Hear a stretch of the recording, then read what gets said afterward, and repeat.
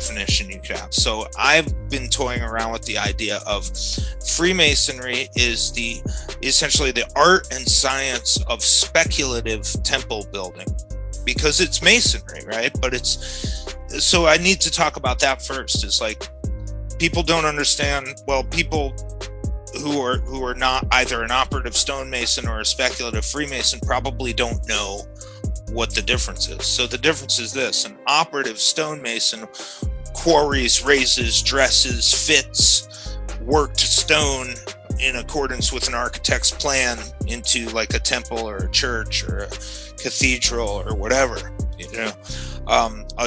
A Freemason is different from the operative stonemason, because that's why they call them accepted masons. Free and accepted masons. They were accepted into the craft despite not being operative stonemasons.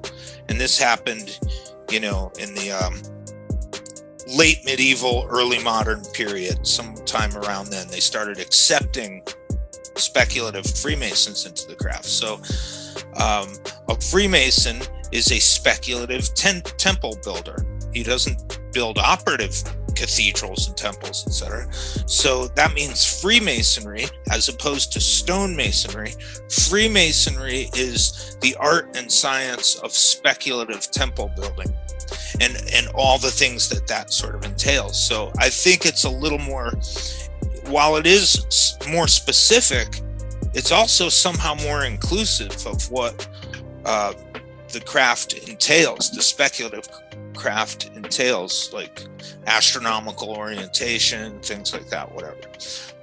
Certain bodies of symbolism and certain allegorical mysteries, mystery plays, mystery traditions, etc.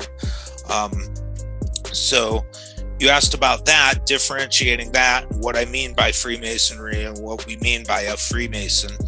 And then from there, so on the premise that a Freemason is a speculative temple builder and Freemasonry is the art and science of speculative temple building,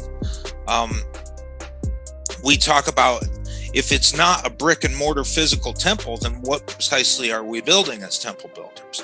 And we are building the almost fractal expanse of the temple archetype.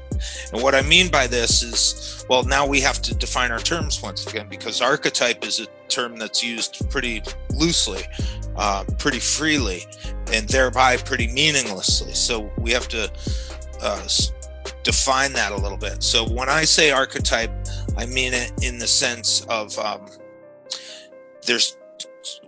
for instance, when Carl Jung used the term, he talked about it in terms of the archetype as such, which is more like a Platonic form that exists in sort of the ether. It's not even a physical thing. It's just the sort of ideal form, capital I, capital F, of something, you know, that exists in the abstract sort of plane. It doesn't have a physical manifestation, but it embodies its archetypal images. So you have the archetypal as such at the top, which emanates down through a series of archetypal images. And the archetypal images are concretizations, I guess, or manifestations of that archetypal, of the archetype as such. So a good analogy is like a fork, right? You could have the archetypal fork, right? But on the earth, let's say, you have some forks that are 3-tined, you have some forks that are 2-tined, that are long, you have some with a wooden handle, some that are plastic that the ends break off. You'd still call it a fork. There are so many things that qualify as being a fork, right? But they all partake of the archetype of the fork. While they are particulars, they're not a universal, an archetype as such. They're not the universal idea of ultimate forkness. They are physical manifestations of the particular fork that I happen to be using at any given time. So that's what I mean by archetype, you know, and that's what I mean by archetype, the archetype as such, and the archetypal image. You know, it's along the lines of Carl Jung, but it of course goes back to both Plato and Aristotle. So anyway, so the archetypal temple is, my idea of that is that the Freemason, the speculative temple builder, again, builds temples on the brick and mortar plane, on the physical plane, but we also build, let's say, a mnemonic temple, a temple of memory, because we have a lot of memory work that we have to do. So we're creating this inner sort of astral memory temple.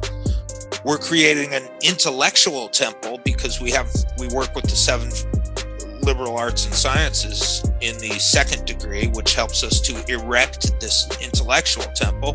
There's a lot of moral and ethical teachings in the craft of Freemasonry and in our rituals and things like that regarding the working tools and things. So we're erecting the moral and ethical temple.